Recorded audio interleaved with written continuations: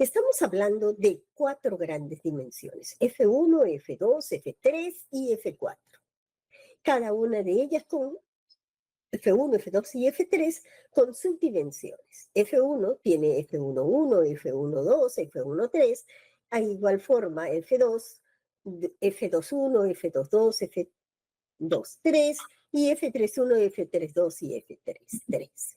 Y cada una de estas subdimensiones está siendo involucrada, está convirtiéndose, está trabajando con diversas ítems reactivos, pues partes de un cuestionario, información que tienen diferentes ítems. Por ejemplo, voy a acercarlo, tenemos un F101, F102, así hasta 3 variables que le corresponden a cada una de estas variables latentes, F11, F12 y F13.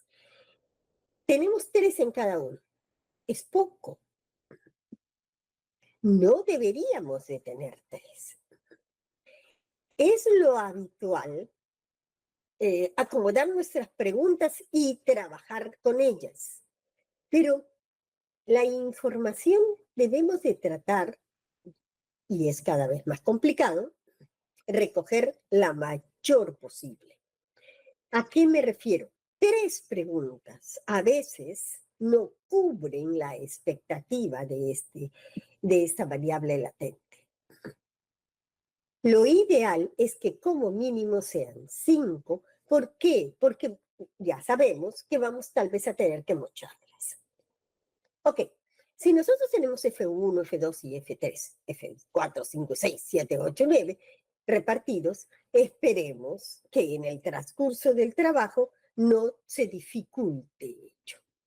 Por otro lado, sí tenemos mejor información en esta otra parte, en la parte de F2, donde tenemos un constructo F21 con 7 variables observables. Otro con 5 y un último con 3. Ok. Todo esto debe de ser considerado desde un inicio para cualquier estudio. Ahora bien, es habitual, es muy común que nosotros estemos acostumbrados a trabajar con variables tipo Likert, ¿ok? Cuando trabajamos con variables tipo Likert, vienen limitaciones y las sabemos. Estamos supeditados a que solamente se puede responder 1, 2 o 3, 1, 2, 3, 4, 5, 1, 2, 3, 4, 7, dependiendo de cuál es el tamaño de su Likert. O incluso dicotómicas, sí o no. No hay otra opción. No se puede preguntar de otra forma. Pues no nos queda otra. ¿Haces esto o no lo haces? ¿Sí o no? No hay otra posibilidad. Entonces, estas cosas a veces no nacen solamente de nosotros, sino los cuestionarios ya están a veces preparados solamente con Likerts. Y las Likert que nosotros estamos casi siempre manejando son las de 5 alternativas. Desde totalmente no o totalmente sí, ¿no? En su transcurso, 5. No hay un 4,5, 3,5, ni nada por el estilo. Entonces, eso también perjudica después en el camino de los procesos. Y además, cuando se trata de variables que son categóricas, el estudio ya no puede ser normal. Mejor dicho, no puede tener normalidad univariada y mucho menos normalidad multivariada. ¿Y por qué no? Porque es difícil hacer una curva con 1, 2, 3, 4 y 5 donde eso varía así nomás y no hay una variabilidad continua, etc. Hay muchos factores por los cuales no puede ser normal. Entonces ya tenemos otra dificultad. Y sigue el peso sobre nuestras espaldas. Que necesitamos hacer esto. Seguimos para adelante. Les comenté en la clase anterior de que se estila, es muy cómodo y se puede, muchas veces, trabajar con máxima verosimilitud. Cuando trabajamos con máxima verosimilitud, tenemos restricciones que son muy fuertes y una de las principales es la normalidad multivariada. Si esto no tiene normalidad multivariada, ¿por qué? Por principio, ninguna es normal. Y se puede ajustar alguna en la normalidad, sí. Entonces, también comentamos de que debemos de buscar de que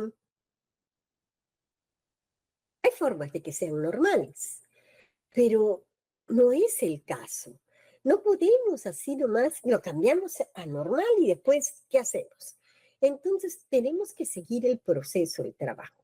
Y al trabajar con máxima verosimilitud, obviando, no considerando la dificultad de la no normalidad, nos corremos un gran riesgo de que no corra, no funcione, no sea lo suficientemente robusto, y si funciona, al final, no sean lo suficientemente robustos o aceptables nuestros resultados.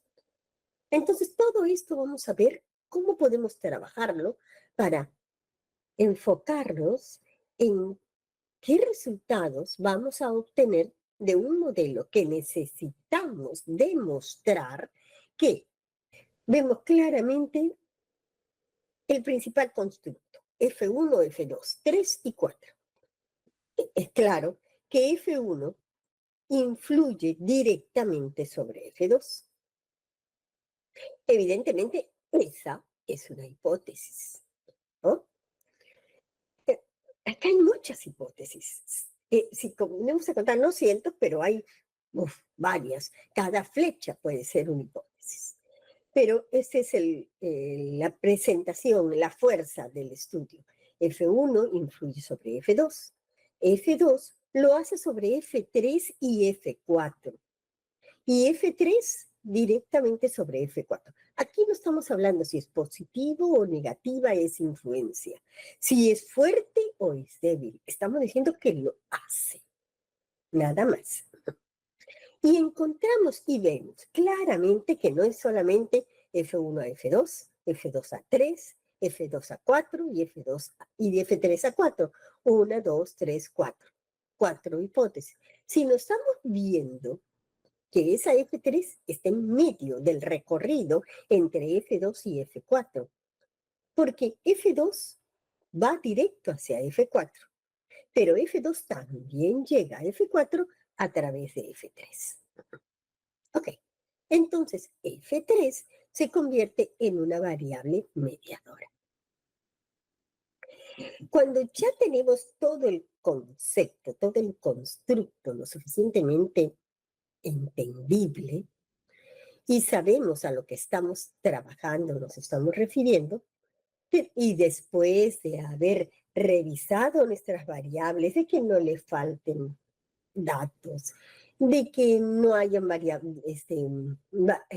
casos extremos, outlier, ya hemos pasado todo eso, nos enfocamos en el estudio en sí, ¿ok? En esta parte. Pero acá hay un detalle. F4 es unidimensional. No como F1, F2 y F3 que tienen subdimensiones. F4 está solita. F4 está feliz, no tiene por qué trabajarse de otra manera si estamos con ella suficientemente catalogada como ella sola. Mientras que F1, F2 y F3 están siendo divididas, ¿no? Ok, es probable de que así está planteado el estudio, así es. Cualquier otro estudio puede tener otro recorrido, ¿verdad?